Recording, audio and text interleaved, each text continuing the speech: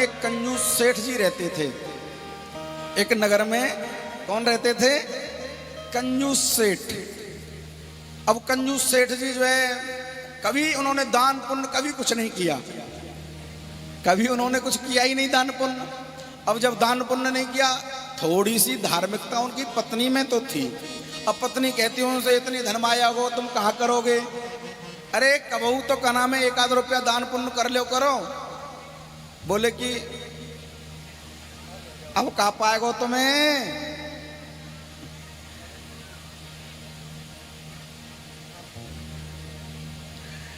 भैया जब ऐसे ही व्यवस्थापक हैं तो पीछे बैठ जाया करो, पीछे पीछे चुप चुप बात कर ले करो, आगे तो मत बैठ के बात करो कम से कम।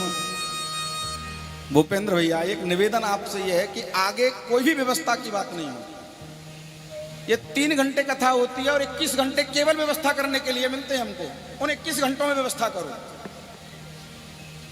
अब 3 घंटे कथा होती है, उसी में व्यवस्था की बात चलेंगी, फिर व्यवस्था ही कर लो, कथा तो हो ही जाएगी है? कमरे में लगा करके यूट्यूब चैनल को और सेवा पथ चैनल मोबाइल पर खोल करके सुन ही लेना आराम से, बेड पर लेटे लेटे खाते खाते। काय को इन घोंटुन ने दुख दे रहे हो प्रेम ने। नगर में थे कंजूस सेठ, बिल्कुल तुम्हारी तरह। हाँ, पत्नी ने कह दी विनते लाल, अरे सेठ जी तुम कबू ना जाओ, ज्यादा ना है तो गंगा स्नान कर आओ। अब सेठ जी ने मन में विचार करो कि चलो गंगा स्नान तो करे, यहाँ में गंगा स्नान करवे में कहा लग रहा है। तो गंगा स्नान करवे का जो सेठ जी पैदल पैदल गए। अब किराया भाड़ो लग जाएगा नहीं तो भला है तो है, चाहे कछू है जाए। अब सेठ जी गए पैदल पैदल। अब सेठ जी ने मन में विचार करो कि मैं यदि बढ़िया वाले घाट पर गया तो वहां तो पंडा जी मिल जाते हैं। हाँ, अब पंडा जी मिल गए तो कुछ ना कुछ धरवा ही लेंगे, चाहे कितना भी मना करो उनसे। पंडा जी के पास चला गया, कोई पंडा ने पकड़ लिया हमको तो चाहे कितना करो वो हमारी जेब से नोटन ने निकलवाई लेगो। तो कौन से घाट पर पहुंच गए? जहां कोई नहीं आता, और जब वहां कोई जाता तो फिर लौट के नहीं आता। शमशान घाट पर पहुंच गया, साधारण घाट पर नहीं। अब ज्यादा लोभी था तो इसीलिए लोगों ने इसका नाम रख दिया व्यंग में, क्या? दानचंद। इसका नाम रख दिया लोगों ने दानचंद। ये महाराज बहुत दानचंद हैं। कई बार ऐसा होता है, हाँ, व्यंग में आदमी बात करता है उससे नाम दानचंद। अब दानचंद जी पहुंच गए गंगा किनारे। कौन से घाट पर? शमशान घाट पर। अब शमशान घाट पर पहुंचे, देखा कि यहाँ कोई नहीं है। अब जब कोई नहीं है तो कपड़ा उतारे अपने, और कपड़ा उतार के और सोचो कि मन में गंगा जी में डुबकी लगाई जाए।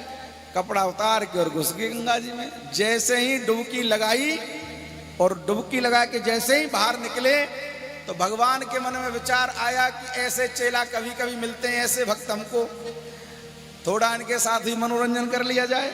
हाँ, ऐसे चेला ऐसे भक्त कभी कभी मिलते हैं, इनके साथ मनोरंजन कर लिया जाए। तो आज भगवान ही पंडा का रूप लेकर के घाट पर आ गए बंधु। और जैसे ही पंडा का रूप लेकर के भगवान आए और दानचंद जैसे ही निकला तो उसने देखा कोई व्यक्ति खड़ा है। तो आज पंडा जी पहले ही बोल गए, आओ सेठ जी आओ आओ, आज तो बड़ो बढ़िया भयो। बोले आप कौन हो? बोले कि इस घाट के हम पंडा हैं। बोले कि ये घाट भी नहीं छोड़ा? बोले कि हाँ, हम भी संतोषी हैं, बिल्कुल संतोषी हैं। बोले क्या मतलब? बोले कि हमको ज्यादा धन दौलत तो कुछ चाहिए नहीं, आप जैसा कोई सेठ आ जाता है वो सालों का राशन हमको दे करके चला जाता है। अब दानचंद कहने लगा, मेरे पास में एक दाना भी नहीं है। नहीं, ये तो नियम है, और तो कुछ तो तुमको देना पड़ेगा। बोले कि मैं घर से ही नहीं लेके आया कुछ भी। बोले घर से नहीं लेके आए हो तो कोई बात नहीं, हमारे पास में ये किताब ही आए, इसमें लिखवा जाओ, हम लिख लेंगे और हम अपने घर आपके घर से ले आएंगे। दानचंद के मन में विचार आया कि कौन जे मेरे घर पे आने वाला है, लिखवा दो। तो लोभी दानचंद जी ने आज क्या किया, पंडे के पास जाकर के पंडा जी ने बही खाता निकाला और उसमें नाम पता सब लिखवा दिया भगवान, पंडा रूपी भगवान को। और अब राशि क्या लिखनी है इसमें? बोले ज्यादा नहीं तो 1 साल का तो राशन दे ही देना। बोले कि नहीं नहीं नहीं, मेरे पास में इतना नहीं है। पर कोई बात नहीं है, यजमान की श्रद्धा है, जितना दे 2-4 साल का दे दो। अरे मेरे पास 1 दिन का भी नहीं है। बोले कुछ तो लिखवा। बोले कि जब ज्यादा जिद कर दो तो फिर 1 धेला लिख लो इसमें। पुराने जमाने में धेला चलता था, रुपये उतने छोटा होता था, धेला लिखवा दिया। अब जब धेला लिखवा दिया तो आ गया वहां से स्नान करके। अब भगवान ने भी सोचा कि थोड़ा इससे मनोरंजन किया जाए। हाँ, ऐसे भक्त बार बार थोड़ी मिलेंगे। तो आगे आगे दानचंद जी और पीछे पीछे पंडा जी। अब घर पे आ गए दानचंद जी। घर पे आके जैसे ही वो सोए, थक गए थे, पैदल पैदल गए, और जैसे ही सोए तो आकर के दरवाजा खटखटा दिया पंडा जी ने। अब पंडा जी ने दरवाजा खटखटाया, पत्नी निकल के आई। अब पत्नी ने कहा कौन? बोले कि गंगा पे जो पंडा मिले थे वही हैं। कहाँ हैं? बोले कि अभी अंदर हैं, पूछ के आती हूँ। अंदर गई, कोई पंडा आए हैं गंगा जी पे जो मिले थे। बोले यहां भी आ गया ये? बोले हाँ। बोले कि उनसे कह दो सो रहे हैं, अभी सो रहे हैं। तो पंडा जी से कही सो रहे हैं, अभी सो रहे हैं तो कोई बात नहीं है, यजमान जग जाएंगे तब हम उनसे बात कर लेंगे, हम यहीं बैठ के इंतजार कर रहे हैं उनका। अब पत्नी ने फिर अंदर जाकर के कहा वो तो ये कह रहे हैं कि जब जग जाएंगे तब मिल लेंगे। दानचंद जी ने कहा जाकर के कह दो उनकी तबीयत खराब हो गई है, मिल नहीं पाएंगे। पत्नी ने कह दिया कि तबीयत खराब है, मिल नहीं पाएंगे। पंडा जी कहने लगे यजमान की तबीयत खराब हो और यजमान को छोड़कर के अकेला हम चले जाएं, ये हम कैसे उसके गुरु? नहीं नहीं नहीं, हम बिल्कुल नहीं जाएंगे जब तक ठीक नहीं होंगे। दानचंद से आकर के कहा कि कह रहे हैं कि जब तक ठीक ना होंगे तब तक ना जाएंगे, उनको दवा दूरी करवाएंगे हम। दानचंद ने कहा कि उनसे कह दो मर गए, बीमार हैं मर गए, कह दो उनसे। पत्नी ने जाकर के कह दिया कि वो तो मर गए, और जैसे ही भगवान से कहा कि वो तो मर गए तो भगवान कहने लगे हाय अब क्या हो, अब तो तुम्हारे घर में कोई और भी नहीं है जो उससे इनका अंतिम संस्कार करा दे, अब तो हम इनका अंतिम संस्कार करा के ही जाएंगे। तो अमित रूप प्रगटे बहुकाला, उसी समय भगवान अनेक रूप लेकर के और नगर में घूम करके सबके घर के आए, सबके घर बुलावा दे दिया कि दानचंद जी मर गए, दानचंद मर गया, दानचंद मर गया। जैसे ही लोगों ने सुना कि दानचंद मर गया तो लोग भी आ गए, और ये भी ऐसा कि सांस रोके हुए पड़ा है, सांस रोके हुए पड़ा है, ये भी ऐसा लोगों ने इसको कांटी पर कस लिया और सांस रोके पड़ा। भगवान कहने लगे भला आदमी है। अब इसको लोग कंधे पर रख करके शमशान भी ले गए, चिता में भी रख दिया इसको, मरने को तैयार पर धेला छोड़ने को तैयार नहीं।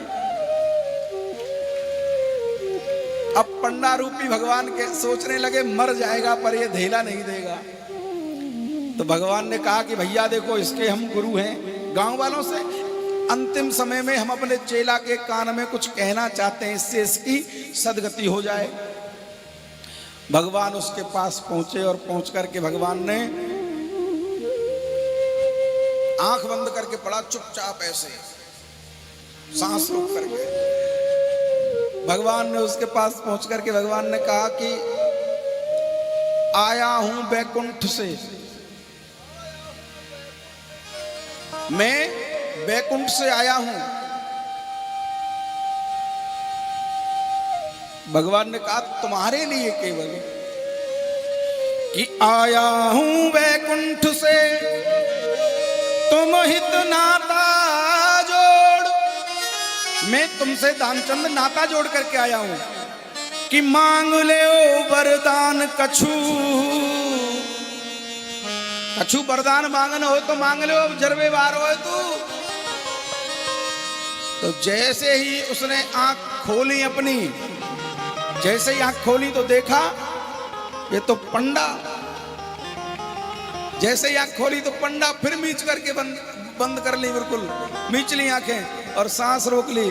और सांस रोक करके कहने लगा, भगवान ने कहा था कि आया हूं बैकुंठ से तुम हित नाता जोड़, मांग ले वरदान कछु।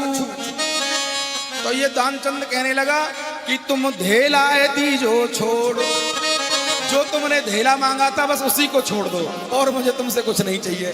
तो ऐसे भी लोभी पड़े हैं बंधुओं दुनिया में। तो इतनी कंजूसी मत करो जो कि भगवान आ जाए पर अपने लोभ के स्वभाव आप नहीं छोड़ें हैं।